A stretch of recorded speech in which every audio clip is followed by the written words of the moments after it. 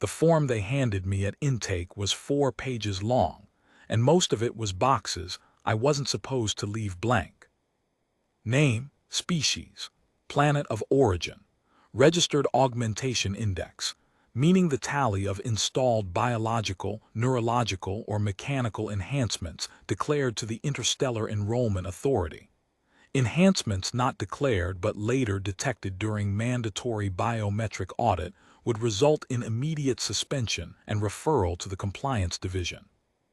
The intake clerk, a pale green Korathi with 3 of her 4 hands occupied simultaneously, slid it across the desk without looking up and said the audit would happen within the first 72 hours of enrollment, which was standard procedure at Dracian Combined Arms Institute for all first-year cadets regardless of species. I filled in the boxes. I left the augmentation index blank because the number was 0. The clerk looked up then. Her 4 eyes tracked across the page and stopped at the blank field.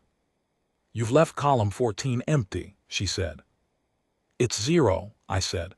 "I didn't think 0 needed to be written in." "It needs to be written in." I wrote 0 in the box and slid the form back. She looked at it for a long time, longer than it took to read, and I had the feeling she was running some secondary calculation about whether 0 was a credible answer from someone who looked the way I looked. I'm not large in a way that announces itself. Medium height, medium build, the kind of face that reads as unremarkable until someone is trying to figure out what I am, at which point it tends to read as something they can't place. She placed me eventually as human. I could tell because she checked the human column on the cross-index sheet, looked at me again, looked back at the sheet, and stamped the form with the slightly longer pause that means I am logging this for follow-up. "Your audit is scheduled for intake morning 3, she said. "Arrive at the biometrics suite at 6th hour." "I'll be there," I said. She gave me my room assignment and a data pad with the first week's schedule, and I walked down the corridor toward the residential block with my bag over one shoulder, listening to the sounds of a very large institution that had been running for a very long time and was entirely certain it understood exactly what it contained. I had been to 4 academies before this one. Not as a cadet. I was 31, and the cadet window for my home station closed at 25, but as a contracted close protection operative running security attachments for the diplomats and inspection officers who toured them. Vethara Station, where I was born and where I spent the better part of 2 decades working, sat at threat index 5.9 on the Consolidated Hazard Scale, which put it in the upper tier of civilian postings, and just below the threshold that triggered automatic military jurisdiction. In practice, a threat index 5.9 station with a permanent population of 42,000 and no standing garrison meant that if something went wrong at 3 in the morning, the people who showed up first were people like me. Contract operatives. No augmentations, no institutional backing, no supply chain. Just what we knew how to do with what we had. The reason I was here, enrolled as an adult transfer at a premier multi-species military academy at age 31 under a paperwork category that technically didn't exist, was that 14 months ago, a veteran contracts administrator named Paran Das had misfiled my protection license under the Academy's Continuing Education Exchange Program instead of the Standard Security Services Registry. By the time the error was caught, the Academy had already issued a conditional acceptance letter, and the Enrollment Authority's own rules stated that a conditional acceptance letter, once issued, could only be rescinded for cause. They spent 6 weeks looking for cause. They didn't find any. My record was clean, my credentials were genuine, and the forms were all correctly filled out except for the single administrative code in the top right corner that pointed to the wrong division. So here I was. The Dracian Combined Arms Institute occupied a complex of 8 buildings on a cooled lowland plain in the second habitable belt of Dracian IV. It was not the largest military academy in this sector of the galaxy. It was, by most accounts, the most rigorous, by which the accounts meant that the Gauntlet, the Institute's 3-stage physical evaluation architecture, had a first-year completion rate across all species of roughly 41%, and that was considered generous by the faculty. The gauntlet ran in tiers. Tier 1 was calibration, baseline physical and cognitive assessment, species weighted. Tier 2 was performance. Cadets ran it against a set of escalating automated challenges and were scored against the species standard. Tier 3 was the gauntlet proper, a live adversarial simulation overseen in real time by Proctor instructor Selveth Dawn, who had held the gauntlet oversight position for 14 years, and who had, in that time, personally signed the elimination paperwork for 231 first-year cadets who could not complete Tier 3 under her direct supervision. I learned this from my bunkmate, a second-year Rithaki named Vassoren who had washed out of Tier 3 on his first attempt, been held back, and was running it again this cycle. Vassoren was 7 feet tall, covered in iridescent gray-green scales, and built along lines that suggested whoever designed Rithaki had been thinking about load-bearing walls. He told me about Selveth Dawn on my first night in the residential block, sitting on the bunk across from mine, eating something blue and pungent out of a sealed container. "You're the human," he said, "not accusatory, factual. The one who got in through the administrative thing." "That's me." "I heard they looked for a way to void your enrollment for 6 weeks." "They did." "Couldn't find one." "No." He ate something from the container, considered. "They'll find one during the audit," he said.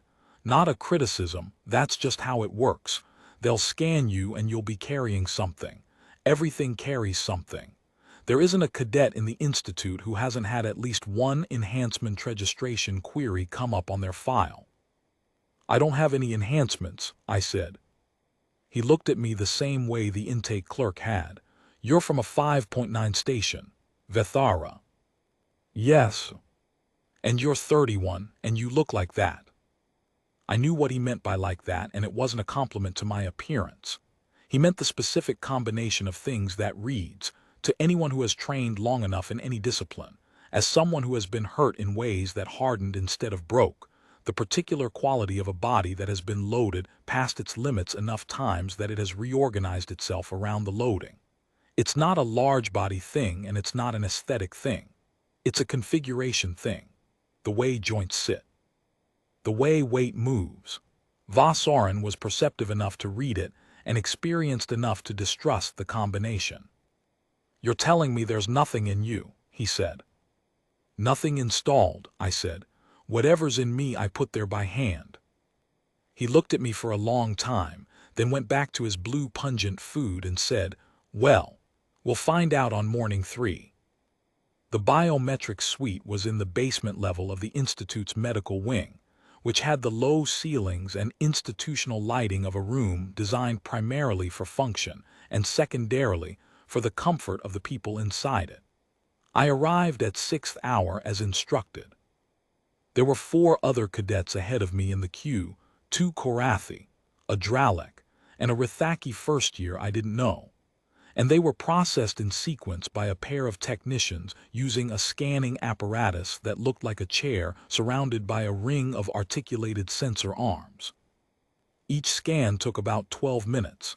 The technician would call up the cadet's declared augmentation index on a screen beside the chair, run the scan, and then cross-reference the readings against the declaration. They were not checking whether you had enhancements. They were checking that what you had matched what you'd said you had. Undeclared enhancements, meaning the things you'd had installed but forgotten to mention, which apparently happened with a frequency that made mandatory auditing necessary, got flagged and added to your registration, which cost you a fine and a notation on your file. Enhancements that had been actively concealed from the declaration got you the compliance division. The Dralek cadet in front of me sat in the chair, the arms rotated around him, and the screen next to the chair populated with a list of 17 items. The technician cross-referenced them one by one, confirmed all 17, typed something, and waved him through. Then it was my turn. I sat in the chair, The sensor arms rotated. The screen next to the chair showed my declared augmentation index, 0.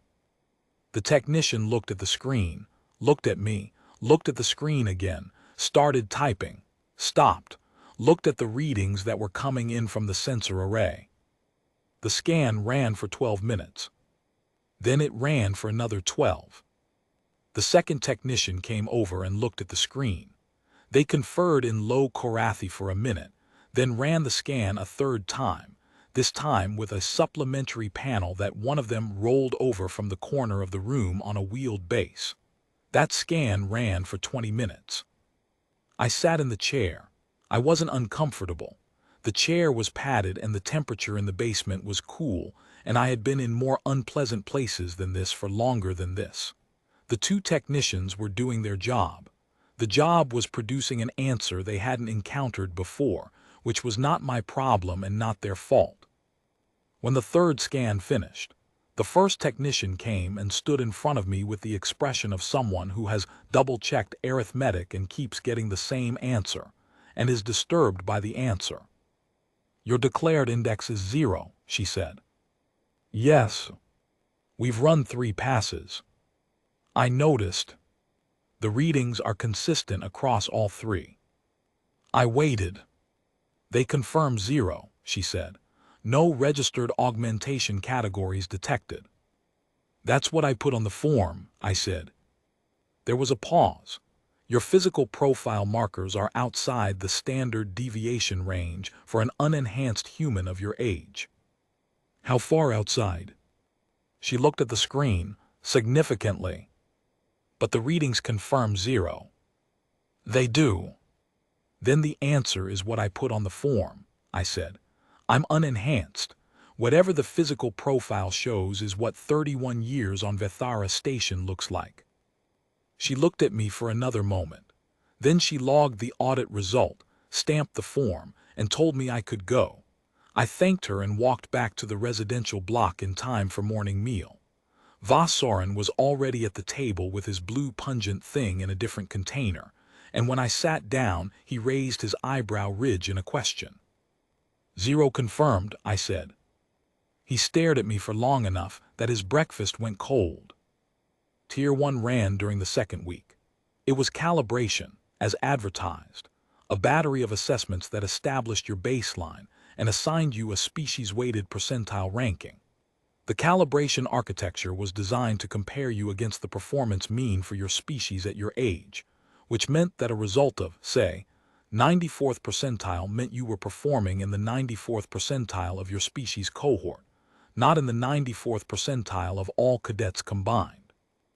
The species weighting existed because the Institute ran mixed cohorts, and a direct comparison between, say, a 20-year-old Rithaki and a 20-year-old human on a raw strength assessment would not measure much of anything useful about either of them.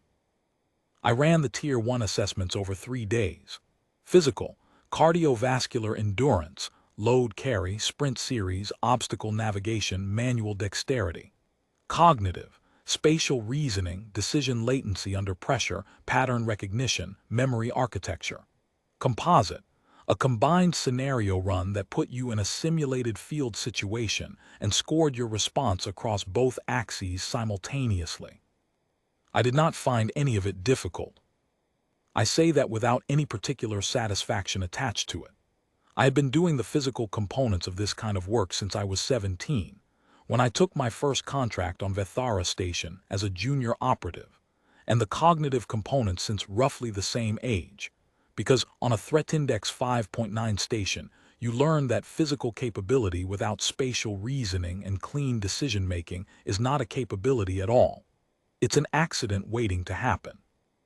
The components weren't difficult because I had been doing them in the real version for 14 years. The assessment version was a careful replica. It was missing the variables that make the real version hard. The hour of night, the cold, the weight of the person you're responsible for, the specific quality of silence that means something is already wrong and you have about 4 seconds to determine what. The first-year human cohort at the Institute was 11 cadets, most of them between 19 and 23, most of them from colony worlds in the 3 to 5 threat index range. Good backgrounds, serious people. During the Tier 1 assessment days, I watched them work and assessed them the way I assess anyone I might need to depend on quietly, without making a project of it, noting what they did when the assessment got hard and what they did with the spaces in between. 3 of them were going to wash out of Tier 2. I could see it in the way they managed recovery. They were driving too hard at the assessments, spending from the reserve instead of working at the edge of it, and the cumulative deficit was going to show up in the later sessions when the load stayed high and the body had less to offer than it had on day 1. I didn't say this to any of them. It wasn't my place, and they wouldn't have heard it from a 31-year-old transfer they'd known for a week. My Tier 1 results came back at 98th percentile across all assessment categories within the human species cohort. This produced a meeting. Not the kind of meeting where someone says, "Well done." The kind where 3 people with lanyards sit at a table and one of them has the results page and looks at it, and then at you, and the other 2 look at the first one. The 3 people were the Tier 1 assessment coordinator, a Vithrani named Korvalak Das, the Institute's human cohort liaison, a woman named Dr. Pira Endo, who was from a station 3 systems over from mine, and had the particular blunt courtesy of someone who grew up in a high-index world, and a 4th-level compliance analyst from the office of Dean Registrar Orvac, whose name I didn't catch, and who had a quality of patient neutrality that I recognized as professional and did not mistake for friendliness. Korvalak Das said that my results placed me in a category, the calibration system flagged as anomalous within species cohort, which was the algorithm's term for a result sufficiently outside the standard deviation range that the system requested human review rather than automatically assigning a tier. I said I understood. He said that the system's primary hypothesis for results of this type was undeclared augmentation, and that this hypothesis had been flagged to the compliance division for review. I said I understood that too, and that the biometric audit conducted on morning 3 had returned a confirmed index of 0. Dr. Endo, who had been quiet until now, said, "We know. We pulled the audit results before this meeting." She had the results page in a folder and she looked at it. "I'm going to ask you directly because I grew up 2 systems from your home station and I know what 5.9 looks like. What are you?" I looked at her. An ex-contract operative from Vithara, 14 years of work, no augmentations. "What kind of work?" "Close protection, mostly static site security with intermittent mobile attachment. High-risk client profiles, the kind that require a physical response capability." "On a 5.9 station." "Yes." She was quiet for a moment. "That explains the physical profile markers." "That's what I told the audit technicians." "It doesn't explain the cognitive assessment results." "The cognitive work is the job," I said. "If you're running protection on a 5.9 station and you're any good at it, the physical component is what you do after the cognitive component failed to prevent the situation from occurring. After 14 years, you get good at the cognitive component." She looked at me for a long time. The compliance analyst looked at his notes and said something about the Institute's policy on anomalous classification profiles, which was that they were tracked and subject to periodic re-audit, and that any material discrepancy between declared and detected augmentation status discovered subsequent to the initial audit would be treated as active concealment rather than administrative error. "Understood," I said. "Good," he said and wrote something down. Korvalak Das said that in light of the audit confirmation of 0, the calibration system's anomalous flag would be noted but not actioned, and that my Tier 1 results stood. I would proceed to Tier 2 with the rest of the cohort on schedule. I thanked them. I left the meeting and walked to the training yard, where Vasorin was working on a secondary exercise series that was optional but that he'd chosen to run anyway. And I stood at the edge of the yard and watched him for a while, and when he noticed me, he stopped and walked over. "Another meeting," he said. "Third one. They find anything?" "No." He looked at the sky, which on Dracian IV was a pale ochre color in the morning with a greenish tinge at the horizon. "Selvathdawn knows about your Tier 1 results," he said. "Korvalak Das forwarded them to the Gauntlet Oversight Office this morning." "Of course she does. She's run 342 cadets through her gauntlet. She's never had a human make it past Tier 2 solo." "What happened to the ones who tried?" "Elimination.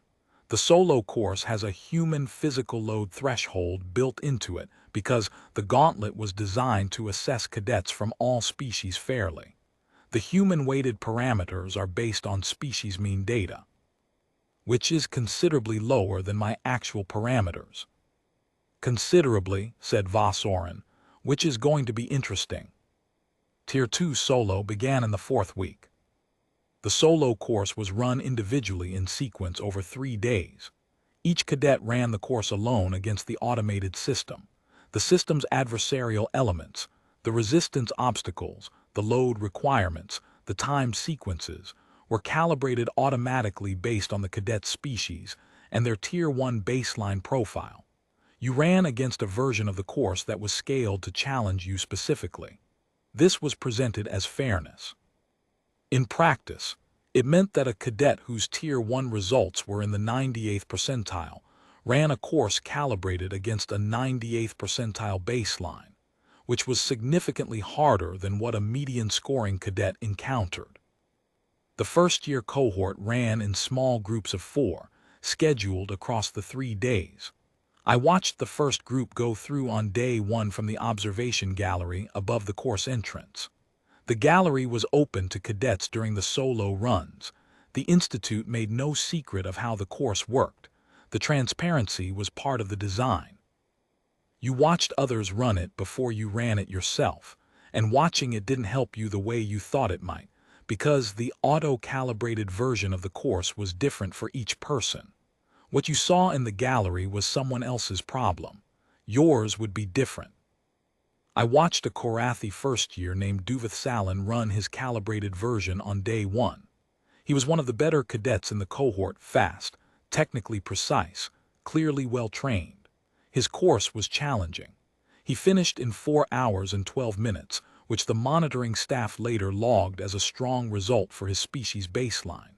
He came out of the exit corridor with the flat look of someone who has used most of what they had and knows it. I watched 2 more cadets run that afternoon. One was a Rithaki first year who finished in just under 5 hours and came out looking hollowed. One was a human cadet, 19 years old, from a Threat Index 3.1 colony world, who made it 6 hours and 30 minutes before the monitoring system logged an elimination threshold breach on his load carry sequence, and the automated safety override brought him out.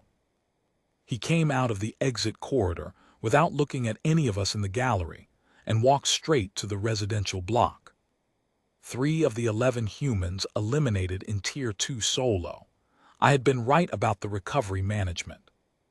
The morning after the day 1 runs, at the optional pre-assessment conditioning session that most cadets skipped, I found Duvath Salin stretching at the edge of the training yard.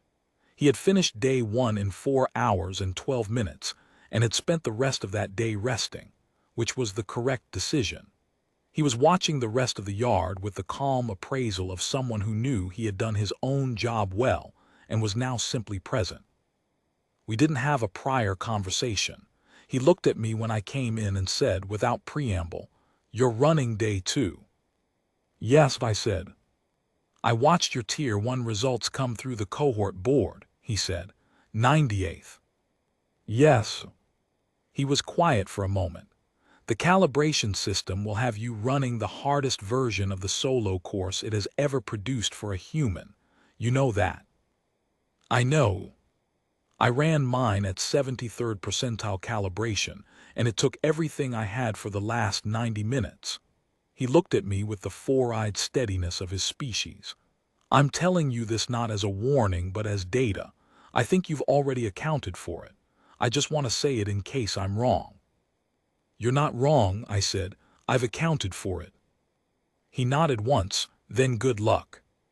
"You too," I said.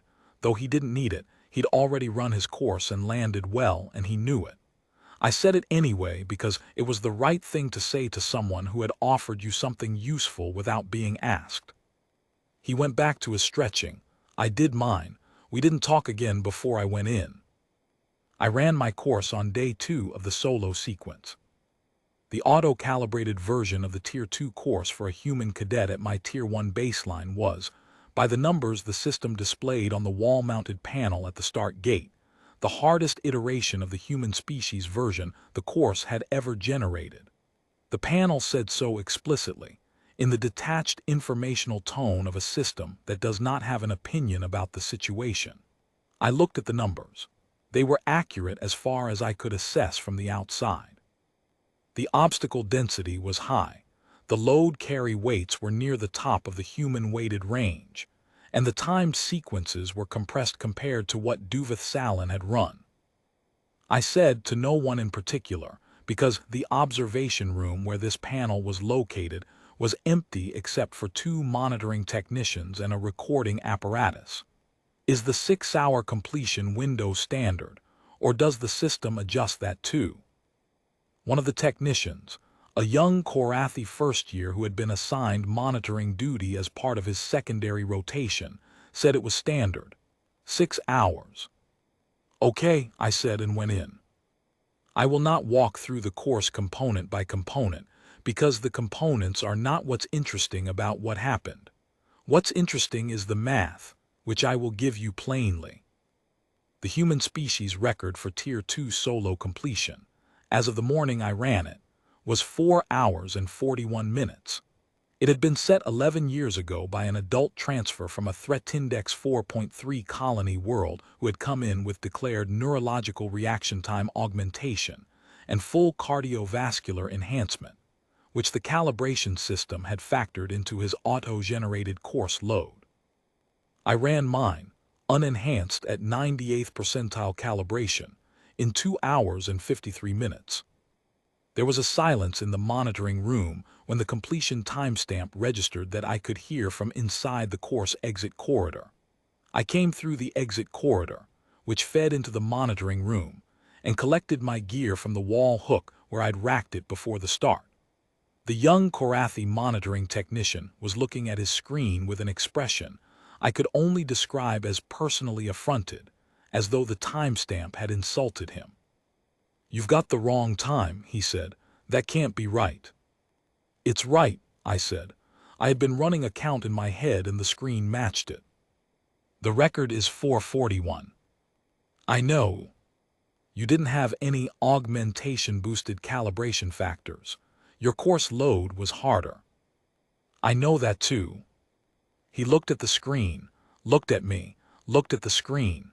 He was going to be filing a report about this, and both of us knew it. I picked up my bag and said, "Is there anywhere I need to be, or am I done for today?" He checked his secondary screen. "You're technically done for the day. The schedule has a 3-hour buffer after a solo completion." "Thanks," I said. I went back to the residential block and lay on my bunk for 40 minutes, which is what I do after a significant physical output. Not because I need the rest in any dramatic sense, but because the body runs better when you respect its recovery architecture, and the people who don't understand that are the ones who show up to day 2 of a 3-day assessment running at 90% of what they had on day 1. Vasorin came in while I was lying there and sat on his bunk and said nothing for a moment. Then he said, 253. "Yes. The monitoring office called it in to Selveth Dawn before you were out of the corridor." I figured. She watched the recording. I looked at the ceiling. It was pale gray and had a ventilation grill in it that made a faint periodic sound. "What's Tier 3 like?" I said. "Live adversarial simulation," said Vasorin. "Not automated, she runs it herself. Observes from the control room and adjusts the parameters in real time based on what she's seeing. She can increase the difficulty mid-run. She can do whatever she wants mid-run. That's the point of Tier 3. It's not a course. It's a test of the person running it by a person watching it. The automated system set the floor. She decides how high the ceiling goes. Has she ever maxed the ceiling? Vosorin was quiet for a moment. Once, he said, on a Rithaki cadet 3 years ago who came in with a full combat augmentation stack, 7 declared enhancements, the highest registered load in Institute history. She ran the ceiling to maximum for the last 40 minutes of the test. Did he complete? He did. Took him 5 hours and 17 minutes. He's a 3rd year now. He doesn't talk about it. I thought about that. What's the standard completion window for Tier 3? 8 hours. I closed my eyes. Okay, I said. Selveth Dawn called me to her office 2 days before my scheduled Tier 3 date. Her office was on the 3rd floor of the Gauntlet Operations Building, which faced north and had windows that looked out over the training yards. She was behind a wide desk that had a control interface inlaid in its surface, the Gauntlet Control Board, accessible even from here via the Operations Center link.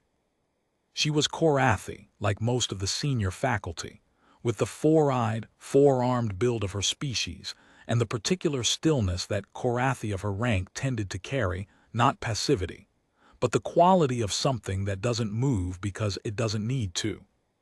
She was looking at a screen to her left when I came in, and she looked at the screen for another 10 seconds before she looked at me. It was not a power display. It was the behavior of someone who finishes what she is doing before she starts the next thing. Cadet Morrow, she said, sit. I sat. I have your file, she said. I expected you would. Intake audit confirms 0 augmentation index. Confirmed, I said. Tier 1 results, 98th percentile across all categories. No prior institute records flag a result at this percentile for an unenhanced adult human transfer. I know. Tier 2 solo, 2 hours and 53 minutes. The record for an unenhanced human in Tier 2 solo was previously set at an adjusted time of approximately 3 hours and 40 minutes, accounting for the calibration variance that your higher baseline course load introduced. I didn't know that specific number, I said. Thank you. She looked at me steadily. You understand what Tier 3 is. My bunkmate explained it. Vosorin, she said. He ran Tier 3 last cycle and was eliminated at the 4-hour mark, not for performance failure, for decision paralysis under a sequential pressure sequence. He's running it again this cycle and I expect he'll pass. He will, I said, and I meant it. I had watched Vosorin train. He had worked out what he'd done wrong and he had fixed it with the quiet thoroughness of someone who does not need to be told the same thing twice. She looked at me again with the four-eyed steadiness of her species. I'm going to tell you how I intend to run your Tier 3, she said. I'm telling you because the information is not a spoiler. What I tell you will not change what I do, and knowing it will not change what you do. I'm telling you because it's the honest thing to do. I appreciate that, I said. I'm going to run your ceiling at maximum from the start, she said. Not as a punitive measure.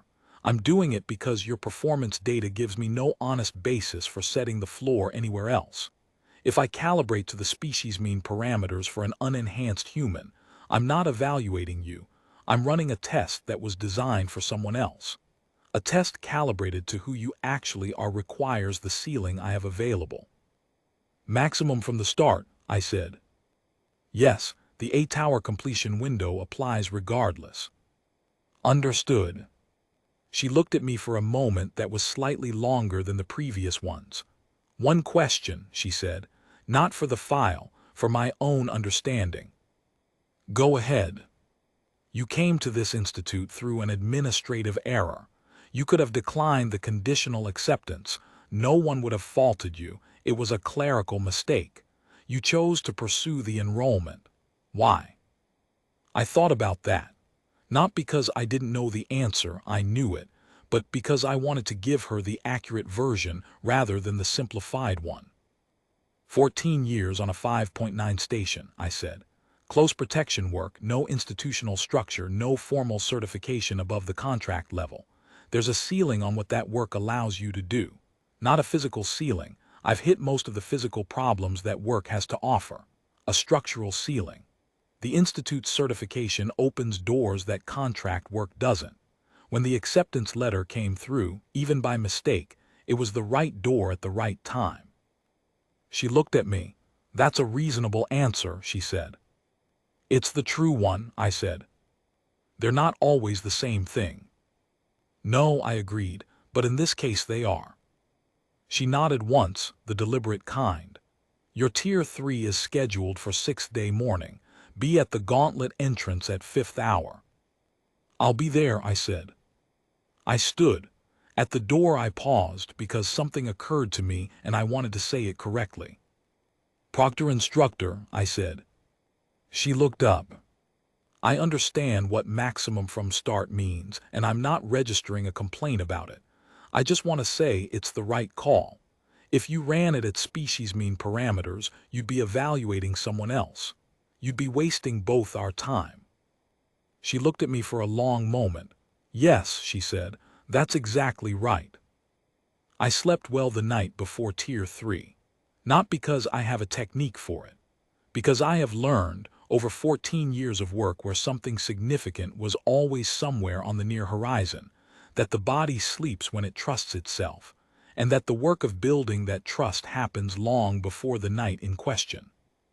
Va Soren was awake when I came back from Selvathdon's office, lying on his bunk in the dark with his eyes open, which is a Rithaki resting posture. How was the meeting? He said. She's running maximum ceiling from the start, I said. A silence. She's never done that from the start before. I know. She told you. Yes. Why? She said it was the honest thing to do. Va Soren was quiet for a moment. She told me before my last Tier 3 run that she was going to hold the ceiling at 60% through the first 2 hours to let me find my rhythm, and then step it up. She didn't tell the cadet before me anything. She tells different things to different people. She tells people what they can use, I said. Yes, he said, she does. I lay on my bunk. Outside the residential block, the Institute settled into its night rhythms, the occasional footstep in the corridor, the ambient hum of the climate systems, the faint interference pattern sound that came from the sensor network running its overnight sweep. I lay there and let the building be a building around me, and I thought about nothing in particular, and eventually I slept. 5th hour on the 6th day. The gauntlet entrance was a set of heavy pressure doors at the end of a short corridor that branched off the main gauntlet operations building. The monitoring technician on duty that morning was not the young Korathi from Tier 2. This was an older one, experienced and quiet, who confirmed my cadet number and handed me the entry loadout list without comment. I signed for the loadout, checked it, and racked everything that was personal carry before the doors. The monitoring technician said, "The operations center is live. The run is being recorded. Any question before you go in?" "No question," I said. "The run begins at the tone," he said, and that was all. The tone sounded. The pressure doors cycled open. I went in. I will tell you about Tier 3 in the way that is useful, which is not a sequence of events but a shape. The shape is this.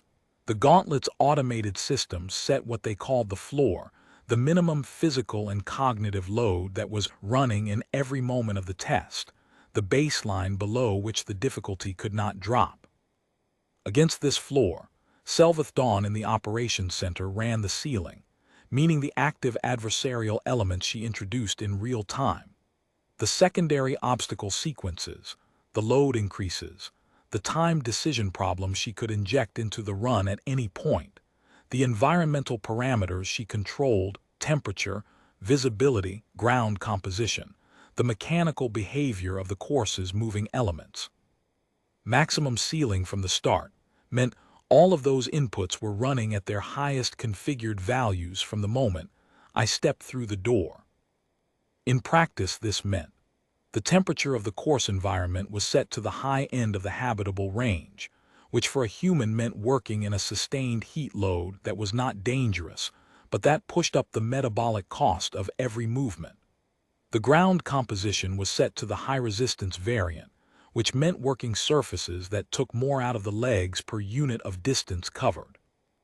The visibility was set to a narrow forward cone with heavy peripheral obscurement, which meant relying on spatial memory and sound cues for anything outside that cone. The obstacle sequences were running at maximum density, no spacing buffers, no recovery windows between challenges, each one beginning as the previous one ended. And Selveth Dawn was watching. I knew she was watching because that was the nature of Tier 3.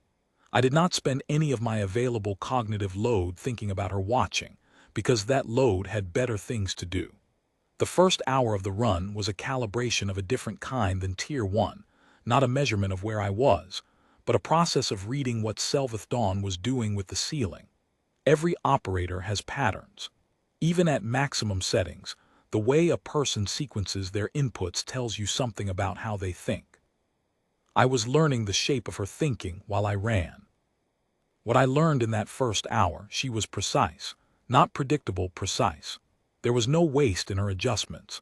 When she increased load, she increased it exactly to the point where the next movement became the limiting problem, then held it there. She did not spike the ceiling to see me fail. She set it exactly at the edge of what was possible, and held it there to see how long I could hold the edge before I had to step back from it. This was skilled work. It was the kind of oversight that required a real-time model of the person being evaluated.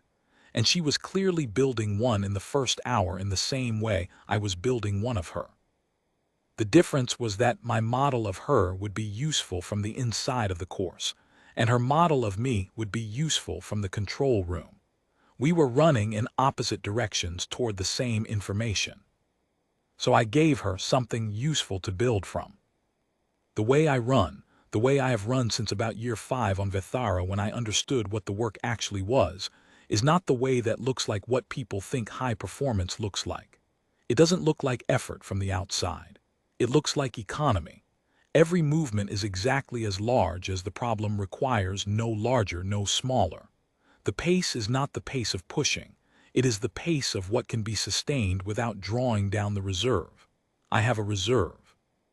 On Vethara, I learned exactly where it was, and I learned to live at the edge of it without crossing into it. Because the reserve is what you use when something unexpected happens. And if you've already spent it, then you are in a different situation entirely. There is a secondary thing that most people who train well eventually learn, which is that the reserve is larger than the first estimate of it. The first estimate is conservative because the body has a self-protective calibration that underestimates its own ceiling until it has been taken past that ceiling enough times to update the estimate. I had updated the estimate many times over 14 years of work. The current estimate was accurate, which is not the same as saying it was comfortable. Selveth Dawn, watching from her operations center, would have been tracking my telemetry, heart rate, respiration, heat load, movement efficiency. She would have been watching the numbers and watching the feed from the course cameras simultaneously, building her real-time model. I imagine, I cannot know, but I imagine that around the 90-minute mark she would have started to understand what she was looking at. Because at 90 minutes, with the ceiling at maximum and the temperature at the high end and the obstacles running dense and the ground hard underfoot, my telemetry would have been showing her a picture that didn't match what the ceiling settings said the picture should look like. Not dangerously low, not artificially flat, just lower than the ceiling demanded. A body that had organized itself around this kind of load so thoroughly that the maximum settings of the gauntlet's adversarial architecture were, for this body, operating somewhere below the functional ceiling. Not far below, but below. I know this because of what she did next. She added the supplementary sequence. The supplementary sequence was not listed in the standard Tier 3 parameters.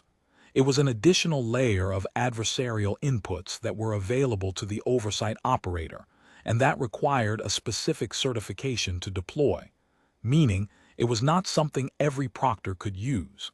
Selveth Dawn had the certification. It was, as far as the Institute's records showed, the same layer she had deployed for the Rithaki cadet with the 7 enhancement stack 3 years ago, and only that once, and only for the last 40 minutes of his run. She deployed it for me at the 90-minute mark, with 6.5 hours remaining in the window. I noticed it when it came online because the character of the course changed. Not just the load, the type of load. The supplementary sequence introduced concurrent decision demands, 2 things happening simultaneously that each required a response, where the responses were not compatible and had to be prioritized in real time, the prioritization itself being part of the evaluation.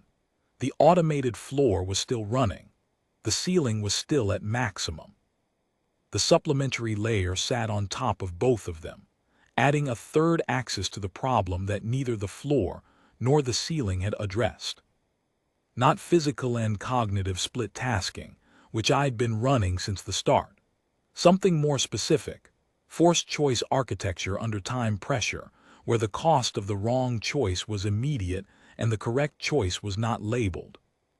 The course would present 2 simultaneous problems, a physical demand on one axis and an environmental variable on another, and the only way to navigate both was to triage, address one now, accept the cost of the other, and recover from the cost before the next pair arrived. This I recognized, not from any training specifically designed to teach it, from Vethara, where the correct choice in a rapidly deteriorating situation is almost never labeled, and the cost of the wrong one is almost never deferred, and the recovery window is whatever the next few seconds happen to offer. The Gauntlet's version had defined parameters. Vethara's didn't. I ran the supplementary sequence for the remaining 6 hours and 22 minutes of the test. There were moments in hours 4 and 5 where the forced choice pairs were arriving faster than my initial triage protocol could resolve them cleanly, and I had to adjust. I adjusted. I had been adjusting protocols in real time under load for long enough that the adjustment felt like nothing dramatic, just a shift in the weighting, a recalculation of which axis to absorb cost on.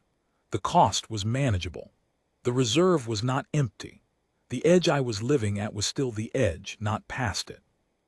What I remember most clearly from hours 4 through 7 is not the individual problems but the rhythm of the thing. The way the supplementary sequence had its own pulse underneath the standard floor demands, arriving with a regularity that was not quite periodic but not quite random either. It was the pulse of a designed system, and designed systems have designers, and designers have habits. I had the Gauntlet's automation mapped from the first hour. The supplementary layer took until hour 4 to map fully, because it was more complex, and because Selveth Dawn had the ability to vary the arrival timing manually, which she did. She varied it strategically. She would compress the arrival interval when my telemetry showed me stabilizing, shortening the gap between problem pairs to keep me in the decision state rather than letting me breathe completely out of it. She would extend the interval when my telemetry showed a metabolic spike, giving me exactly enough time to recover before the next pair arrived, never more than that. She was managing the line between sustainable load and unsustainable load, with a precision that required both the telemetry data and a real-time read of what the data meant. This was, I thought, in the brief open intervals when I was moving through clear ground, and there was a sliver of bandwidth for anything beyond the immediate, genuinely careful work. Running a cadet through a standard Tier 3 was a procedural exercise. What she was doing with the supplementary sequence against my specific profile required her to stay fully present to the run for 8 hours, in a way that the standard procedure did not ask of her. She had built her model of me in the first 90 minutes, deployed the supplementary layer against it, and then spent the remaining 6.5 hours refining the model in real time, as I gave her more information to work with. I thought about that in hour 6, when the heat load was near its highest sustained point and the obstacle density was at the top of the floor parameters and the reserve was being drawn on steadily. Still within the estimate, still manageable, but not comfortable in the way the early hours had been comfortable, when the load was high but the reserve had not yet been touched. Now the reserve was being touched, not drained, touched, and the sensation of that has no clean analog. It is a state of being very precisely where you intended to be, while also being aware that the margin for adjustment is smaller than it was. I had been here before, not in a simulation with a tone at the end of the window. In the real version, where the margin closes without announcement and reopens only if you have done the right things in the interval when it was tight. I thought, she is running an honest test. I am going to finish it. When I come out of those doors, we will both know something we did not know before. I thought, in the brief open intervals between problem pairs, about Selveth Dawn watching the telemetry. Her model of me was being updated in real time, the same way mine was being updated every time I hit a new problem type and resolved it. We were both learning something, and neither of us would know the full shape of what we'd learned until it was over. At the 8-hour mark, the tone sounded. The pressure doors at the exit end of the gauntlet cycled open. I walked through them into the exit corridor, which was cooled to standard ambient and had a water station built into the wall. I drank 2 portions from the water station and stood in the corridor for a moment, doing the post-run inventory that I always do. Where am I carrying load? What needs attention? What can wait? Everything that needed attention was manageable. Nothing needed immediate intervention.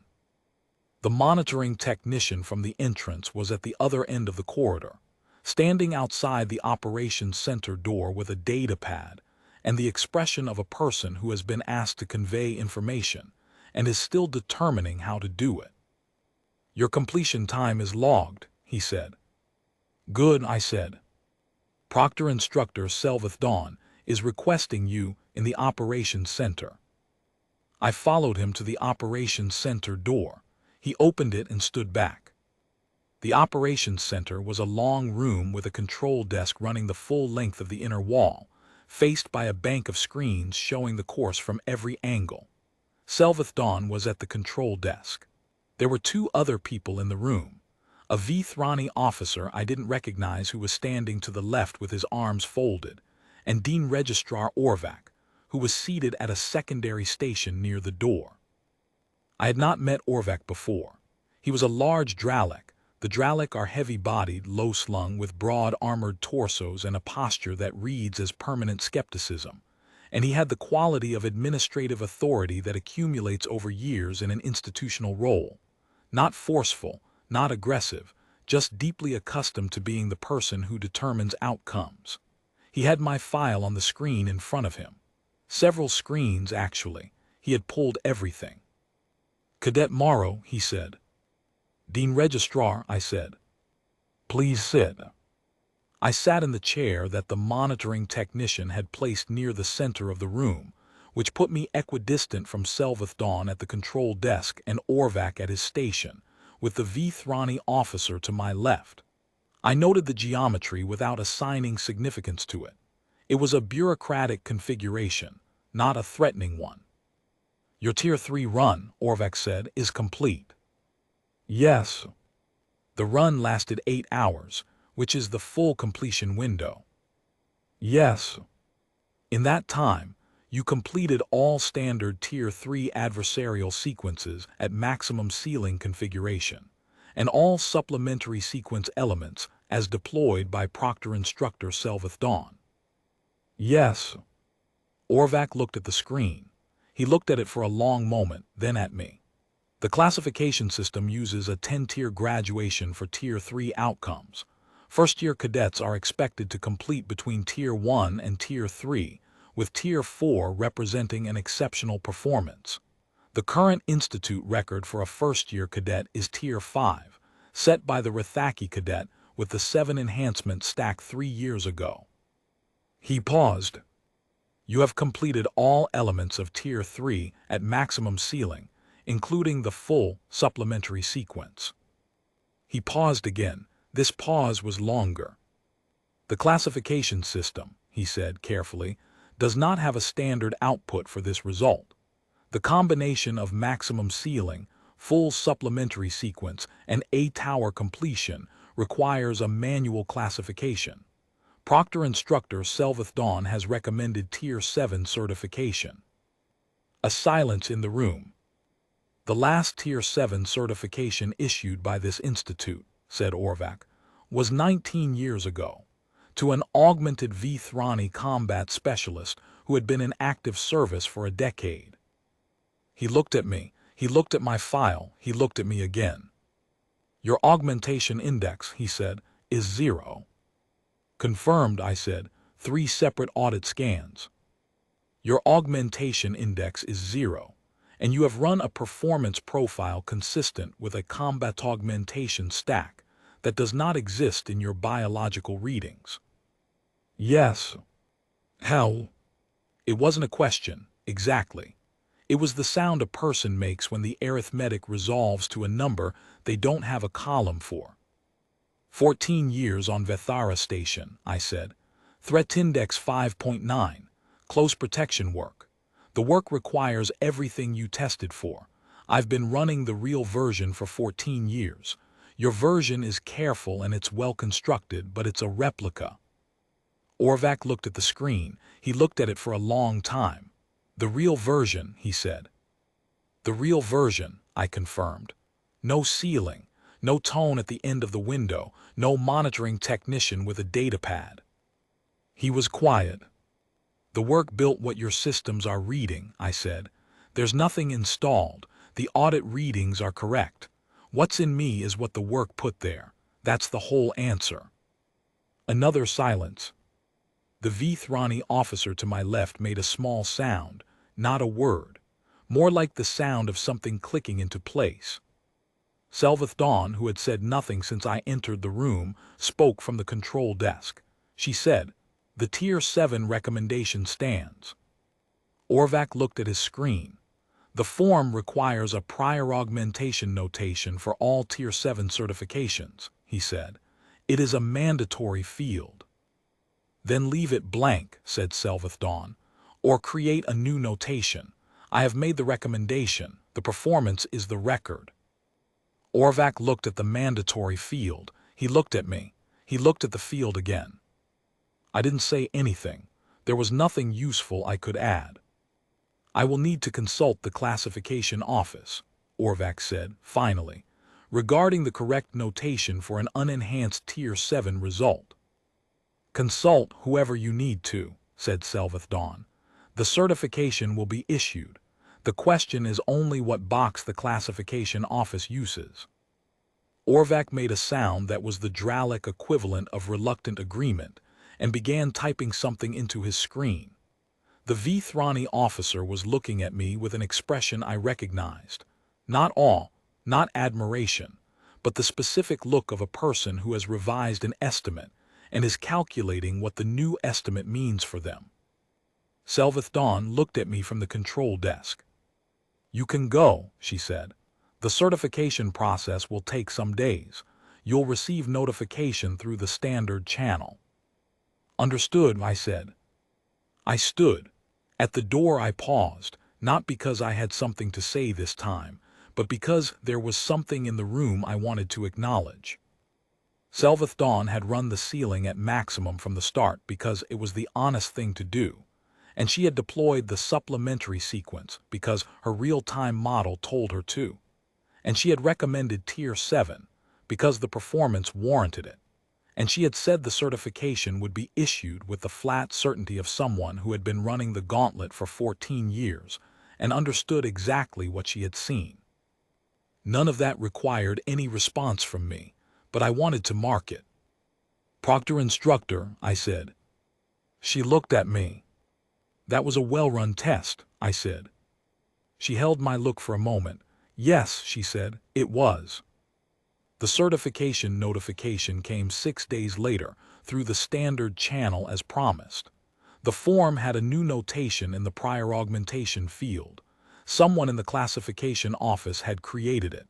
It read, "Not applicable, unenhanced performance record." The Tier 7 certification was issued. My file was updated. The mandatory augmentation index field still read 0. Vossorin ran his Tier 3 2 days after I did and passed it at Tier 3 classification, which was exactly right for where he was and what he'd corrected. He came back to the residential block with the flat satisfaction of a person who has finished something on their own terms, and we ate at the same table in the cafeteria that evening without talking about it much, because there wasn't much that needed saying. I heard later, not officially, through the standard channel, but the way you hear things at an institution, through the accumulation of small reports from people who were adjacent to the rooms where things were decided, that Orvac had submitted a formal query to the enrollment authority asking whether the administrative error that had placed me here constituted grounds for a retroactive reclassification of my enrollment category. The authority had reviewed the query and responded that an enrollment category could only be reclassified on the basis of performance insufficiency or documentation fraud, and that neither condition applied. My enrollment stood. I also heard that Selveth Dawn had requested, through the Institute's Curriculum Review Board, that the Tier 3 assessment architecture be amended to include a new classification tier for unenhanced human candidates meeting a specified performance threshold. The Morrow threshold, the informal note in the curriculum office apparently called it, because they needed to call it something. I don't know whether the amendment passed. I was already in my second semester by the time I heard about it, and the Curriculum Review Board moves at its own pace. What I know is this.